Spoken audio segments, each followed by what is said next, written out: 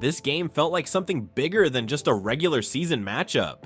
The Lakers came in with 3 straight losses. They needed a win badly. The Pacers, on the other hand, had won 5 in a row and looked like one of the hottest teams in the league. That set the tone. One team desperate, the other confident. You could feel the pressure on the Lakers from the first tip. From the start, the pace was fast, and both teams came out swinging. The Lakers had no choice but to bring their best, and the Pacers weren't going to back down either. You could tell early this wasn't going to be an easy night for either side. The crowd, the energy, the back and forth, it had the vibe of a playoff game, even if it wasn't one yet. It was also one of those games that reminded you why we watch basketball in the first place. It wasn't just about stats or highlights, it was about effort, adjustments, and heart. And that's what made this game special. Now, before we get into the plays and breakdowns, there's one quick thing I want to share with you. If you love real basketball breakdowns, make sure to subscribe to Elite Hoops, where every game is seen from the sharpest angle. Before we jump into the full breakdown, let me quickly put you on to something that helps fans enjoy games like this in person: SeatGeek. It's one of the easiest ways to get tickets to games, concerts, or pretty much any event you can think of. If you've ever been stuck searching 5 different websites trying to find a decent price, SeatGeek saves you from that mess. They rate every ticket from 1 to 10, so you know if it's worth the money or not. Green means good, red means don't waste your time. And yes, they've got tickets to NBA games, sometimes way cheaper than you'd expect. For example, some Cavs versus Knicks seats are going for around $50. That's not bad at all in today's market.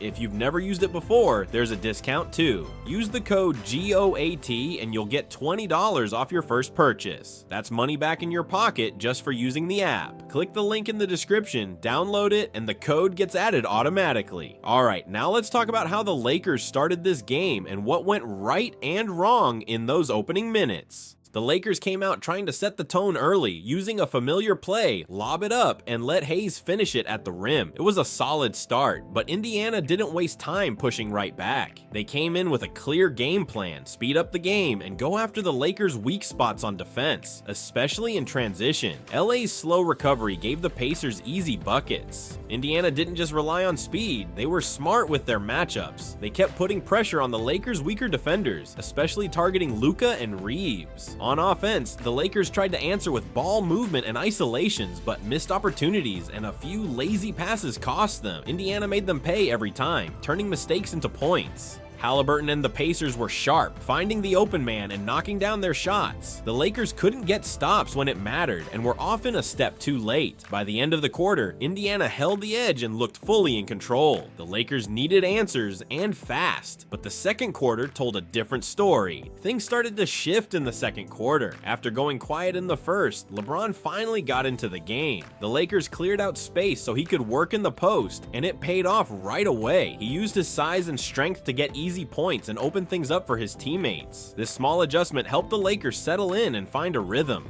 Reaves stepped up big too. He kept attacking, creating plays, and finding open shooters. LA's ball movement improved and they took advantage of Indiana's mistakes. The Pacers started to struggle, especially with Halliburton on the bench. Their offense lost structure, and the Lakers used that window to go on a run. Suddenly, Indiana was chasing. By the time the quarter was wrapping up, the Lakers had flipped the game. They were playing faster, defending better, and making Indiana uncomfortable. The energy completely changed. What looked like another bad night for LA turned into a dominant stretch. At halftime, the Lakers were not only back in it, they were in control, but the game was far from over. The third quarter started with LeBron trying to get going again, but his shot just wasn't falling. Instead of forcing it, he started playing smarter, passing, setting screens, and helping on defense. On the other end, Halliburton came out aggressive. He wasn't just setting up plays anymore. He was taking shots and putting pressure on LA's defense himself. Meanwhile, Turner became a real problem for the Lakers. He knocked down multiple threes and forced LA to adjust their help defense. Every time Hayes stepped in to help, Turner was left wide open. The Pacers used that to their advantage and slowly chipped away at the lead. The Lakers' defense started slipping, and their turnovers gave Indiana more life. That 13-point lead from the second quarter,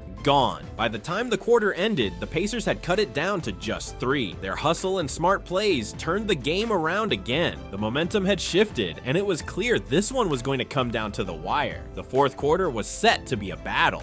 As the fourth quarter began, LeBron looked like a different player. His shots finally started to fall, and he went straight to work. Mid-range, drives, post-ups, he found his spots and took over the offense. Every time the Lakers needed a basket, he delivered. His experience and timing showed up when it mattered most. Indiana, on the other hand, started to rush things. Without Halliburton running the show, their offense looked shaky. They took tough shots and struggled to keep up with LA's movement. The Lakers took full advantage by spacing the floor, letting LeBron go one-on-one, and keeping the defense guessing. Every possession was clean, controlled, and had a purpose. With LeBron cooking, the Lakers quickly stretched their lead back to double digits. It felt like they had finally pulled away for good, but the Pacers weren't done yet. A few stops and a couple of threes brought them right back in it. What looked like a comfortable finish for LA suddenly turned into another close game with everything on the line. With just minutes left, both teams started trading blows. The Pacers pushed hard, using Halliburton's playmaking to spread the floor and find open shooters. On the other end, the Lakers leaned on Reaves and Rui to make quick reads and knock down key shots. It turned into a chess match, each coach making fast adjustments, trying to stay one step ahead.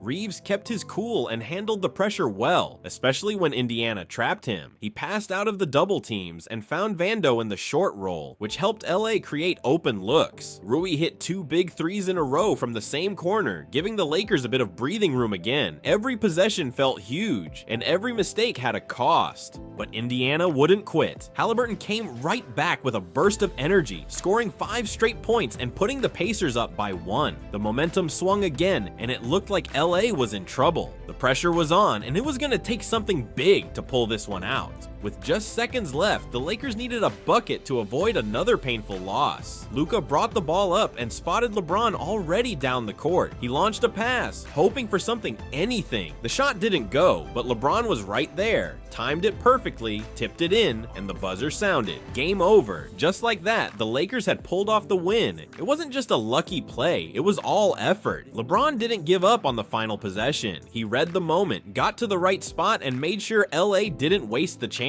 After everything, the blown lead, the back and forth, the pressure, he finished it. It was a reminder that even when he's not at his best, he's still the one who shows up when it matters most. The reaction said it all. Fans lost it, players ran over, and the energy flipped in seconds. What could have been another frustrating loss turned into one of the most exciting wins of the season. And for the Lakers, it wasn't just about one basket. It was about showing they still know how to fight when it counts.